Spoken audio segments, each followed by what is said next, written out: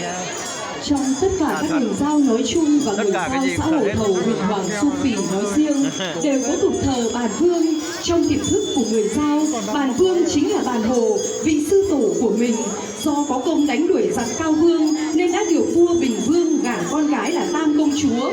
Họ đã sinh hạ được 12 người con gồm 6 trai và 6 gái. Sau đó, vua Bình Vương phong vương cho bàn Hồ, lấy hiệu là bàn Vương và ban sắc cho 12 người con của bàn Vương được mang 12 họ. Trong đó họ Bàn được coi như họ đứng đầu. Từ đó, tộc người Dao sống hòa thuận, cùng nhau canh tác ruộng nương, săn bắn và khai thác sản vật, phát triển hưng thịnh qua nhiều thế hệ.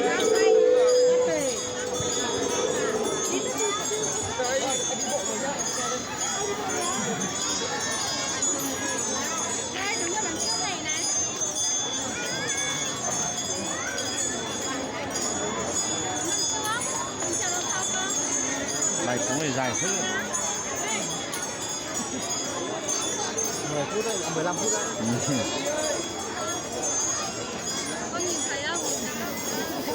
Đây, đây, đây.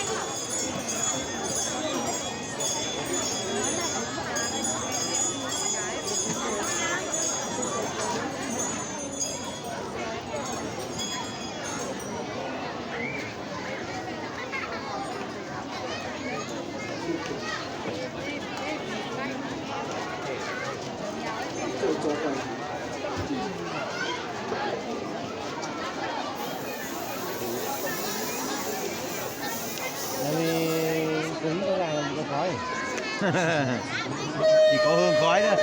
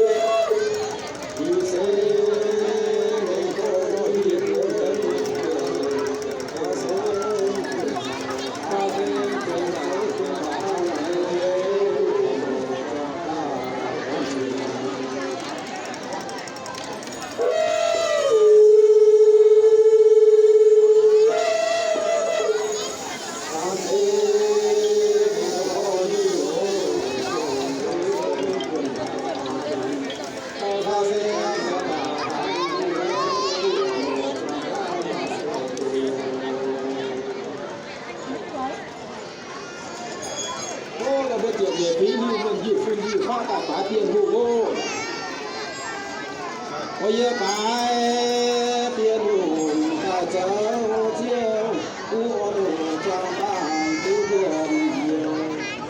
Ôi ba tiền hùng chui phu na pha dịu nhà na tô tô tu phèn.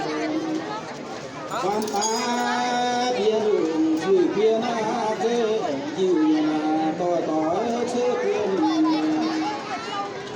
Với ba tiền hùng phải phá hậu phải quê cảnh có Phải phải là lệ thứ tư. Lệ bốn lệ chìm ra mẹ như phùng mày lấy tu trà lửa ba lửa bóng tìm xa tối khổ xài cùng ấy xây tiền có chậm nhiều phí như miền triệt để ta hình ta chứ phải nữa.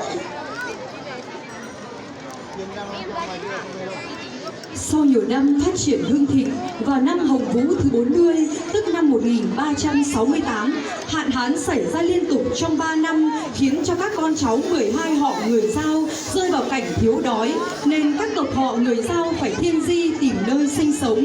Với sự che chở của sư tổ Bản Vương, 12 tộc họ Dao đã đến được đất liền và chia nhau lên rừng tìm nơi canh tác. Đồng thời các dòng họ Dao đã tổ chức làm lễ trả ơn Bản Vương, hay còn gọi là lễ trả nguyện. Vâng. Vâng, em đang ra rồi nhưng mà chưa lấy được xe. Đông quá. Vâng. Đấy rồi, xe ra đông quá. Đang di chuyển rồi.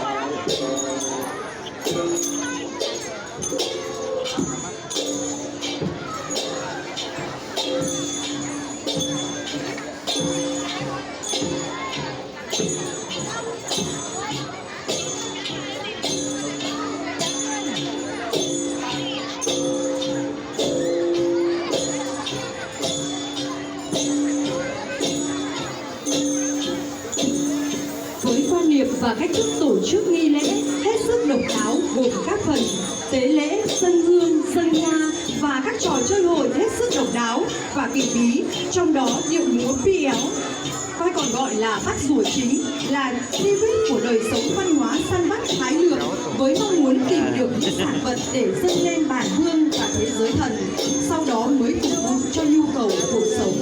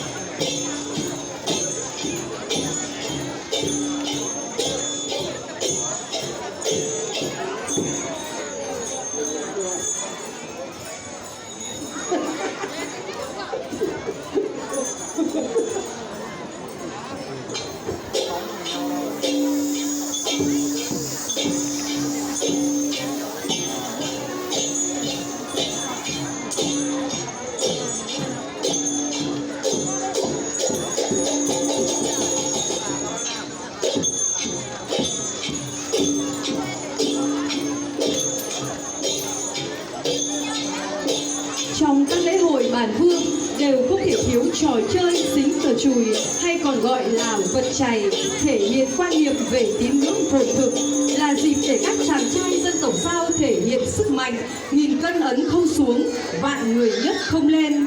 chỉ với một chiếc chày gỗ hoặc cây gậy. Sau khi được thầy cúng làm phép thì cây gậy sẽ tự động đẩy lên khỏi mặt đất với một sức mạnh vô hình mà không ai có thể cưỡng lại, trừ khi một trong hai người chơi buông tay ra. Có thể nói